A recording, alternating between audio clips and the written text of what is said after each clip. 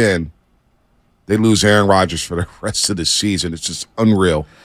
All right, you're probably going to look at me like I'm a weirdo and I'm a superstitious whack job. Maybe it's the baseball player in me, but like I believe in sports curses. I truly do, B. How the heck 4 plays? How can you tell me that the Jets aren't cursed? Like it feels that way. And now, look, there's a whole nother conversation I would love to have about that turf at MetLife, but I don't even know. And maybe a doctor could tell me, was that a turf-related injury? Was that a trauma injury? Like, is that a wear and tear? I don't even know. But, like, I just looking at it, like, big picture, I believe in sports curses. And maybe I'm just a weirdo, and no one agrees with me on that one. But it feels to me like the Jets are cursed. I mean, you got to be kidding me. Yeah, that's tough. I don't know if it was the MetLife Stadium turf. You got taken down by Leonard Floyd. We know about the turf that took a couple ACLs from the 49ers. Nick Bosa, Solomon Thomas. High ankle sprain for Jordan Reed the week before. Yeah, Jordan Reed that week, too, with the Jets. Against the Jets. It all happened against the Jets. So what they played, the Jets, Giants back-to-back? Jets, Giants back-to-back. So then who was it the following week? So the first week it was Bosa. Solomon Thomas, Jimmy Garoppolo, Tevin Coleman. Oh, my God. Jerick McKinnon got hurt. That's right. Raheem Mostert sprained an ankle. George Kittle, he was out week 3 as well of that week. Who else got hurt? Jordan Reed got hurt that game. Okay. Catching an out route. For some reason, I thought it was between the 2 games. Yeah, no, they got hurt during that. By the time they got to the Giants, they were begging the Giants, like, yo, do something about the turf. And the Giants was like, yeah, we haven't had any serious injuries with this turf. So the Niners, Mostert sprayed his MCL in that game. Tough deal. MetLife Stadium. I just don't get why these billion-dollar teams, billion-dollar organizations just don't go to grass. Just go to grass. Well, it makes sense. I don't care. I don't care about the wintertime. I'm with you on if it turns brown or if it's for just you feel that makes sense. Right. To be able to use it 365, 24/7, and for maintenance and things like that, like, totally get it. Like, last night I played on a turf field with the kids for baseball, and, like, it's great for hitting ground balls. They're 10. You know what I mean? Like, it's fine. These guys, if you're going to invest $250 million into a quarterback, you better have good playing surface so that guy can maximize his funds. I don't know if it's the end of his career, but if it is, ask the Jets owner, Woody Johnson, if he could reconsider and he could spend the amount of money, whatever it is. I know that Levi's cost $1 million, give or take, to replace the turf a couple times a year. I believe it was $1 million twice a year. Is it worth it? Yeah. Well, David Bakhtiari's former teammate. What'd he say? He was not happy with the turf. Just had the tweet pulled up here. But he basically tweeted out, congratulations, NFL. How many more players have to get hurt on artificial turf? You care more about soccer players than us. You plan to remove all the artificial turf for the World Cup coming up. So clearly it's feasible. I'm sick of this. Do better. Also, another guy, Kurt Benkert, another Packer, whispers, football should be played on grass. Well, who doesn't agree with that? So they all believe that the turf created this injury. You saw his calf muscle pop right there, 4th play of the season. And, the Jets are going to be one of those stories that we're going to follow all year in the AFC East, in a division that we all thought, man, this is going to be tough. And Miami looks the part. The Jets' defense looks the part. Incredible. They flustered Josh Allen yesterday.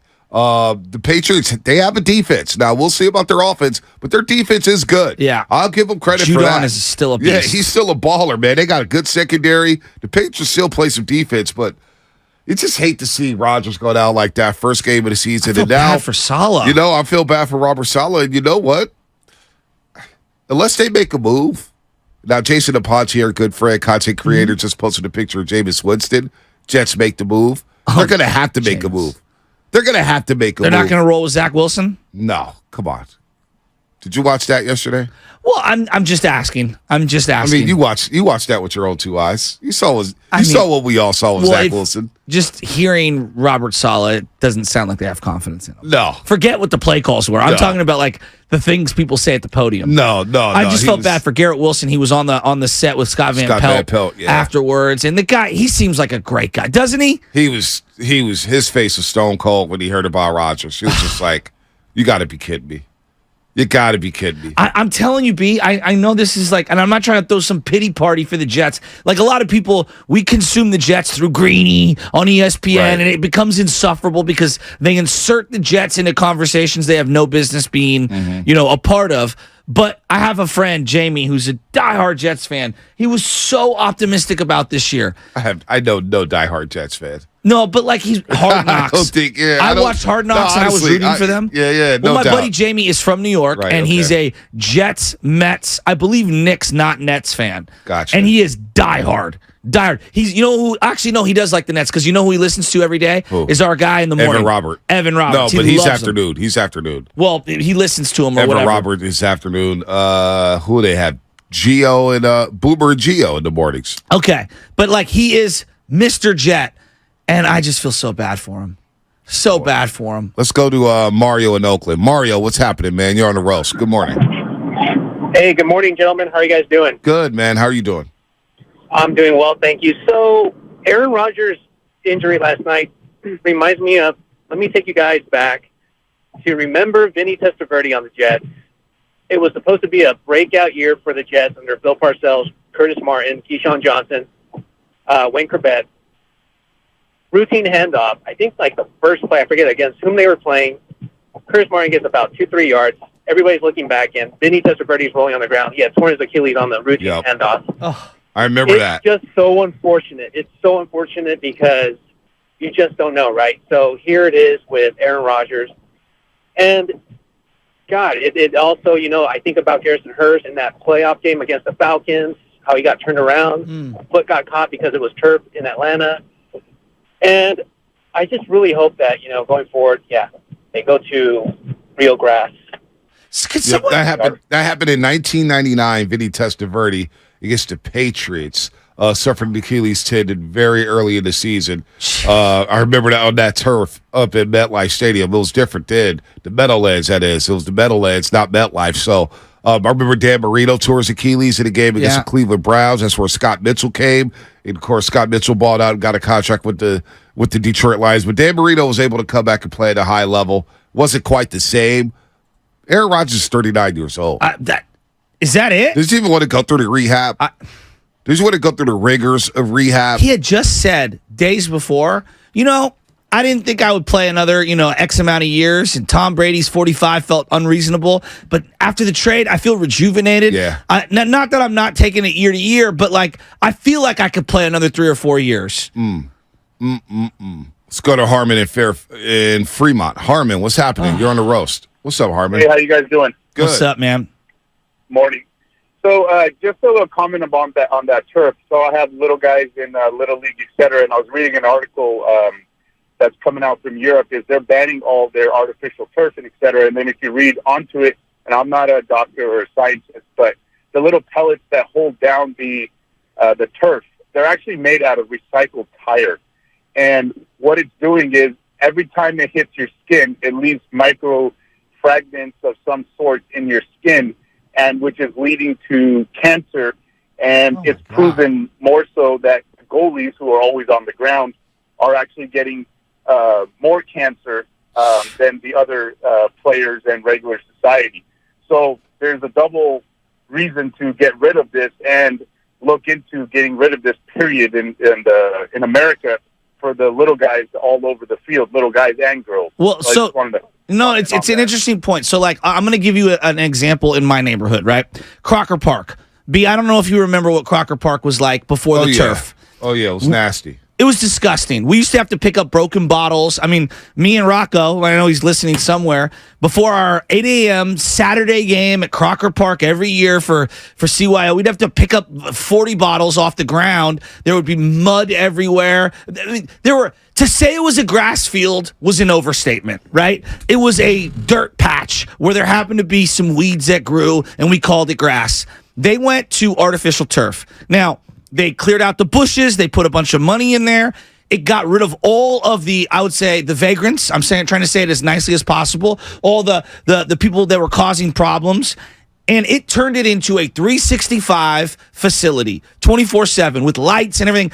The amount of people that have been able to use that facility has been unbelievable. It changed Crocker Park from a park where you didn't go to anywhere near dark to, oh, let's go kick the soccer ball with my family. And it was a good idea. But that is like recreation. That's not like, I'm not saying it's the greatest. I didn't know about the cancer thing. That's a whole separate conversation. I don't know much about that. But even Kimball Field, what I grew up on. It went to a lot of grass, and then obviously went to turf, and now you see people playing soccer there, playing baseball. It feels safer. You've been in Kimball Park recently. It's a lot cleaner. Yes, and people actually use it. Right, they do use it. They use it 24/7, 365. But in the NFL, it's a totally different story. Totally different. I totally agree. These owners have plenty of money to upkeep these fields.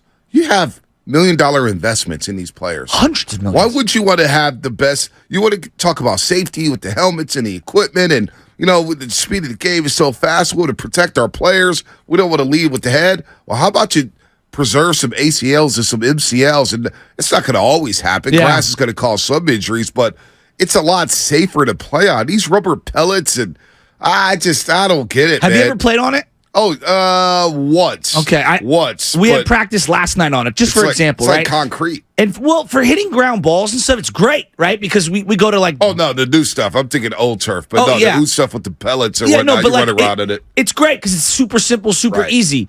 That being said, the one downside is that you get home and you open up your shoe and you got 1,000 little pellets at the bottom of your ankle, right? And so. I'm also not a high explosive athlete like Nick Bosa, getting paid $122 million of guarantees. And if my leg gets stuck in the turf, right, like it's not a big deal because I'm not explosive. Right. I'm not nowhere near. But if I'm just as an example, I'm Nick Bosa, and York just gave me $125 million guaranteed. Why would I want to risk that kind of investment? Well, I started thinking about SoFi Stadium for this week. Oh, and it's a turf field. And I got a little concerned. I was like, oh, boy, Niners are going to play on turf next week. And you start thinking about all the turf games they will play this season. Is Seattle turf? Seattle's like next turf. Yeah. But it's a good field. It's a good field. You don't hear about many injuries on that field. Who are they playing? The AFC North? They're all grass. The Bowman injury did happen there. Yeah. But that was more so. It was freak. It was a freak injury. That was freak. Yeah, that was freaky. That was. But I'm just almost 10 years. That was 10 years ago. Yes, as well. I agree. The grass fields in the AFC North. They're going to play in Cleveland. That's a grass field. Yes. They already played Pittsburgh. That's a grass field. The NFC North. They're going to play Minnesota, which is a turf field at US Bank Stadium. Although I haven't seen many major injuries up there in Minnesota, it feels like their turf is nice. Is Baltimore? I thought it was grass now. Baltimore's grass. They don't play in Baltimore though. No. I'm just going around the league. They're grass. Yeah. So, it's a tough situation, man, for Aaron Rodgers. You hate to see it.